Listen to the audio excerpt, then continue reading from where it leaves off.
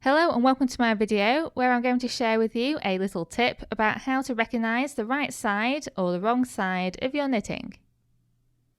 In terms of what is meant by the right side and the wrong side, the right side is the intended face or front of the knitting, for instance the outside of a jumper, whereas the wrong side is the intended reverse side or back of the knitting, for instance the inside of a jumper.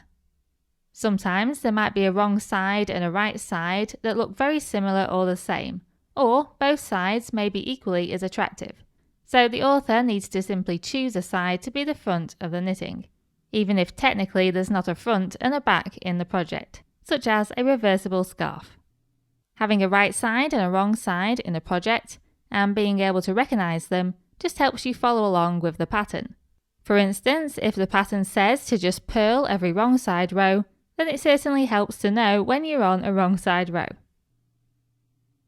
If you're knitting a stitch that looks very different on the right side compared to the wrong side, then obviously it's very easy to tell. For instance, if you're knitting stockinette stitch, then you know that the right side is the one that has the V-shaped stitches, whereas the wrong side has the wavy stripes. So if you're about to work a row and you see that the V-shaped stitches are facing you, then you know you're about to do a right side row, which in this case would just be knit stitches. On the other hand, if you're about to work a row and the wavy stripes are facing you, then you know you're about to do a wrong side row, which in this case would be purl stitches. Therefore, when you're knitting a stitch that has an obvious difference between the right side and the wrong side, it's pretty easy to tell. However, you might be knitting a stitch that is very similar or the same on the right side as it is on the wrong side. And in this case, there are a few options. The time-consuming option is to count rows to see where you are in your pattern. But the easier and quicker options are to use a stitch marker or to see where the yarn tail is in your knitting.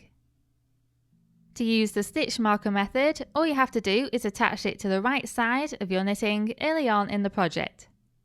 Then, when you go to work a row, if that stitch marker is facing you, you know you're about to knit a right side row.